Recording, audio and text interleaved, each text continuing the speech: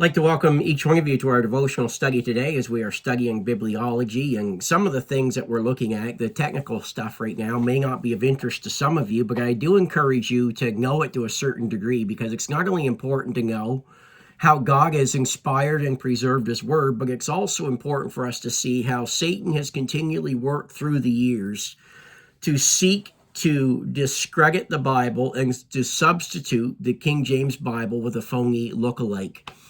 And he has worked hard to corrupt and discredit the Word of God all through the pages of human history.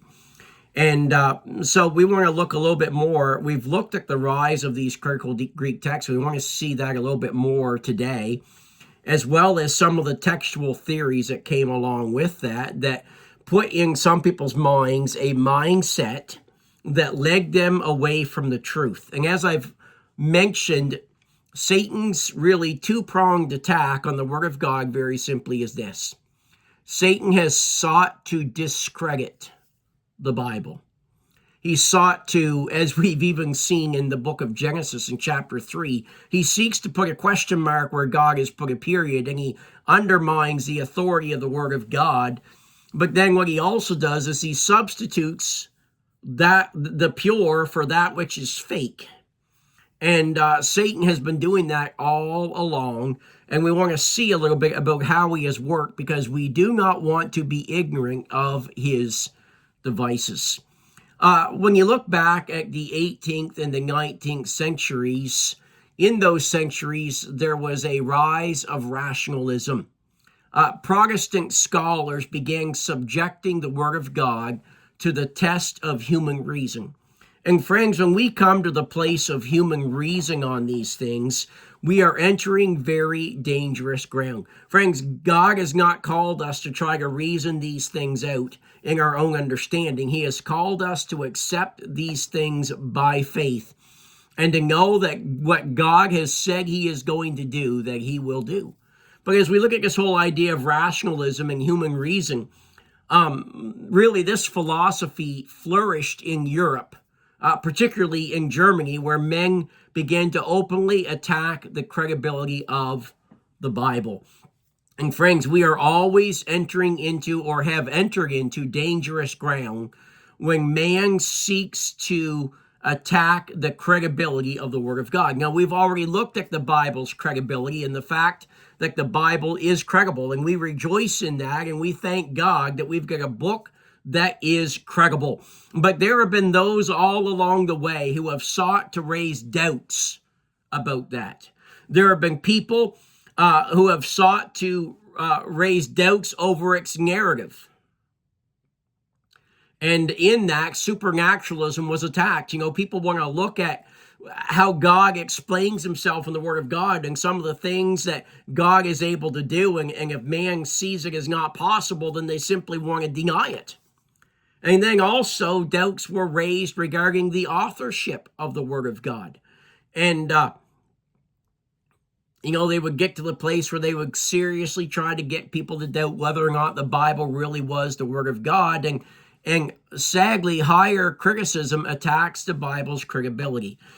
Sometimes we get to the point of if we're not careful, we begin to use the reason of man rather than simply believing by faith what God has said. And higher criticism will attack the Bible's credibility, whereas lower criticism concerns itself with the original texts of the Bible.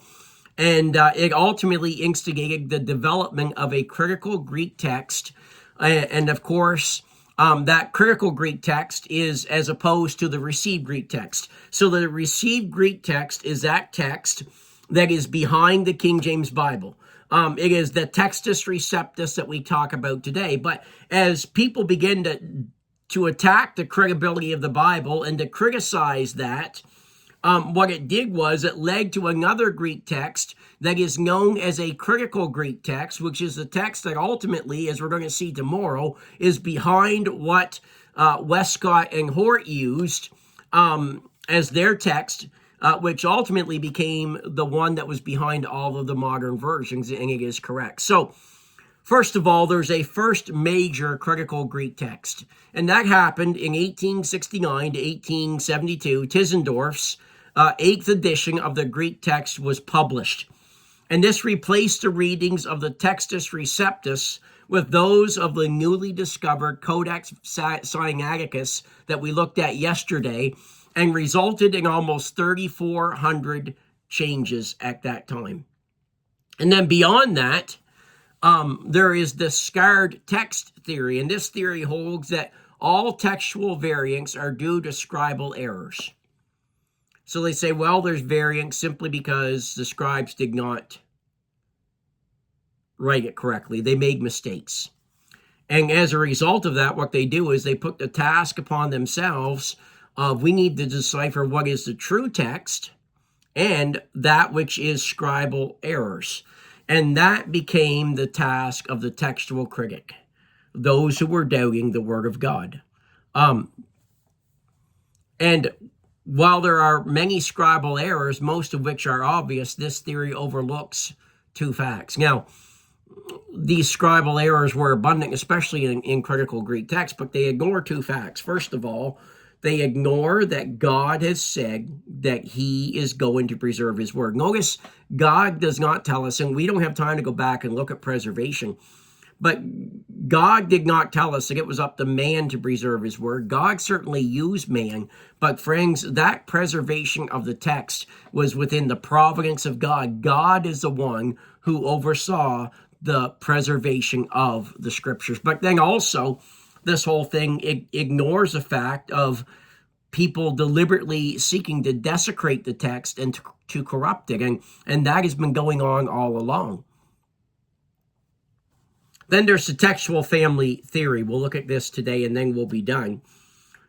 It said, this was first suggested by a guy by the name of Bengel, who lived from 1687 to 1752. And his theory was further developed by a guy named Semler, who lived from 1725 to 1791. And that theory very simply was that the Greek New Testament manuscripts were classified into two families. That they were either the Alexandrian, or developed into families, rather. They were either Alexandrian, they were Byzantine, or they were Western. And then later on, there was a guy by the name of Griesbach that lived from 1745 to 1812 that gave weight to the families. And what he did was, as he looked at these families, Alexandria, Byzantine, and Western, he favored the Alexandrian family over the Byzantine family. Now, the Byzantine family is that text that is behind the King James Bible. And as you stop and look back at this in the pages of history, this was a divide and conquer maneuver that was designed to effectively shut out the majority of manuscript evidence in favor of a minority group. And what they do is, now they try to get you to come to the place where they try to make you think that the minority group is really the majority of the texts that are out there today, and that simply is not the case. Friends, when it comes to the Bible version issues, there are all kinds of lies out there regarding the Bible version text and the Sinaiticus and the Vaticanus and how it favors it in vast majority of the time. And friends, those things just simply are not true. As a matter of fact, if you really want to get into textual families, there's really only two different textual families. There is the pure textual family and there is the corrupt textual family. We need to be careful that we're following the pure textual family and not the corrupt textual family. Tomorrow, I want to take some time to look at two guys, and we could look at them for a long time, but we're not going to.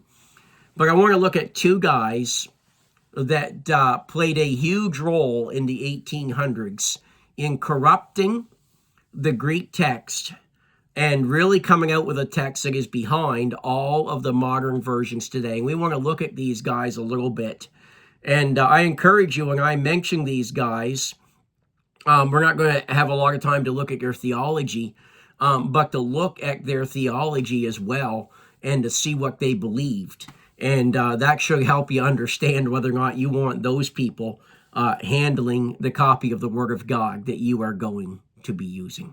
Have a great day.